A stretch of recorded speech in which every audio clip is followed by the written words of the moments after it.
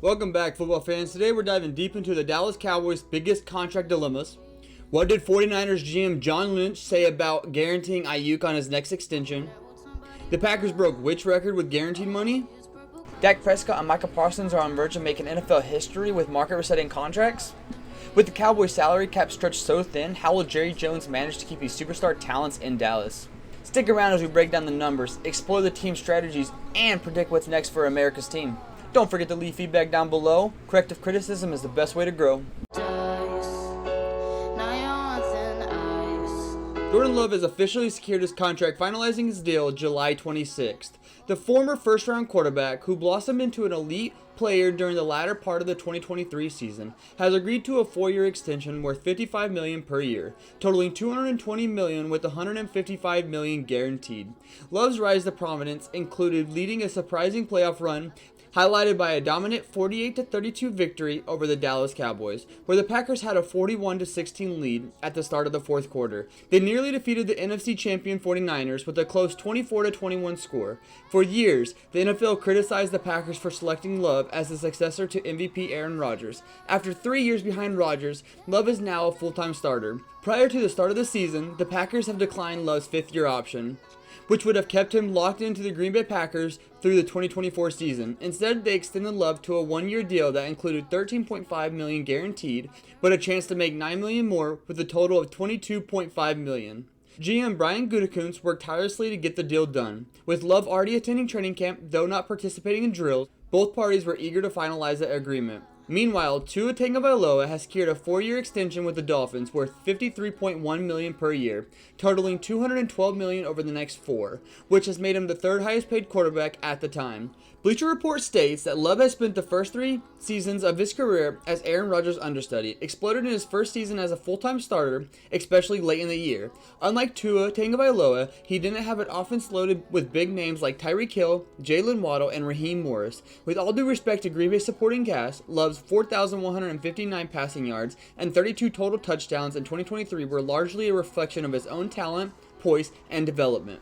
As a fantasy football enthusiast, I'm buying stock in players like Christian Watson, Jaden Reed, Romeo Doubs, and even Dontavian Wicks. The solid young core is bound to have 1 or 2 of these guys to earn top dollar in the next 2 to 3 years. It's time to invest in these wide receivers just as the Packers are investing in Jordan Love's potential.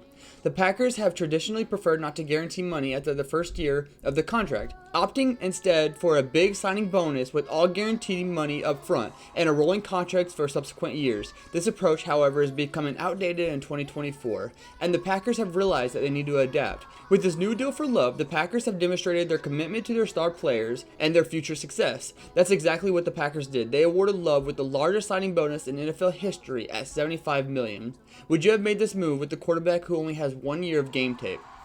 Player that needs to get addressed. We know Tyreek Hill, and of course Brandon Aiyuk, who keeps saying he wants to be traded. But this is the problem with that statement, Pat. We're not the NBA.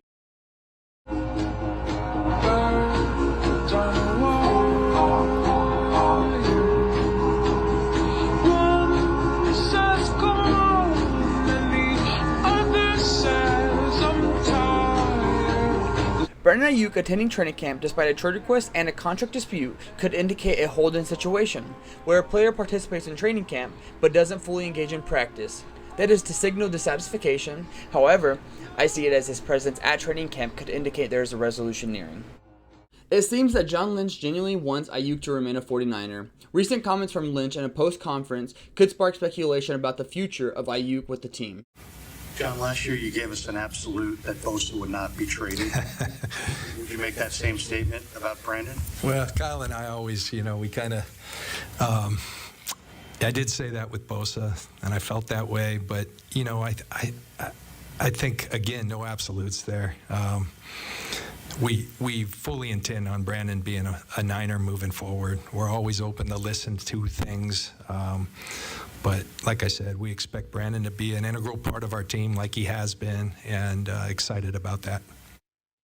I don't foresee the 49ers trading Aiyuk. He is an invaluable asset to the organization and is essentially secured for up to the next 3 years. He is currently seeking a substantial payday, given that the last 4 wide receivers are being paid an average north of $30 million per year.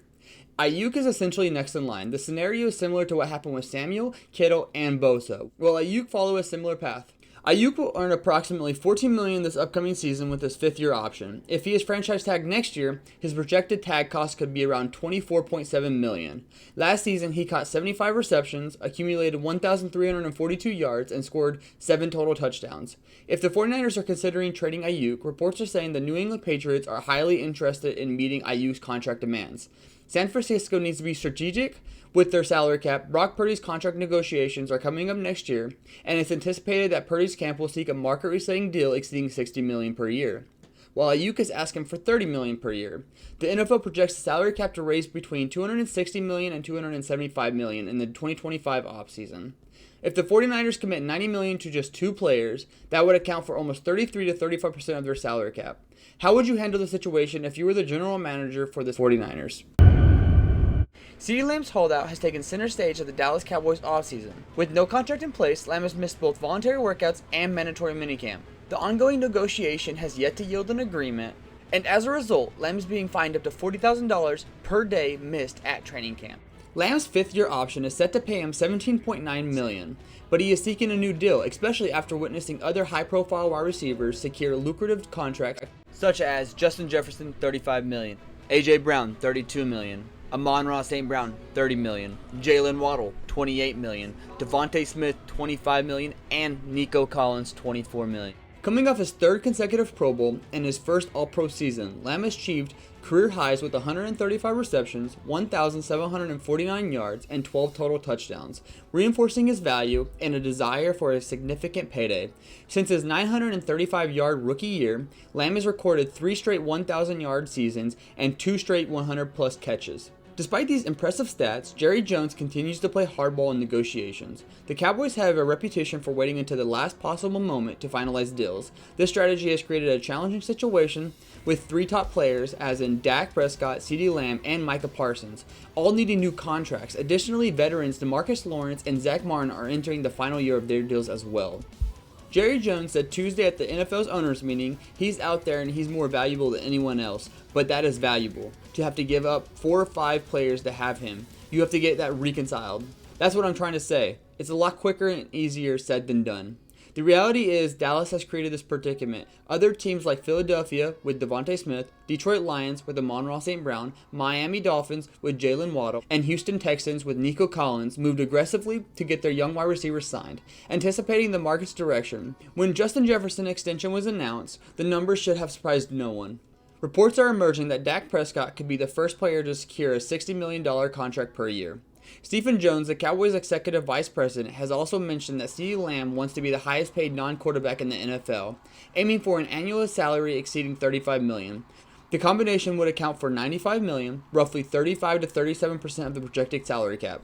But what about the third man in this equation? All-Pro linebacker Micah Parsons. According to Sports Illustrated, a fair market value for Parsons now leans more in Aaron Donald's stratosphere.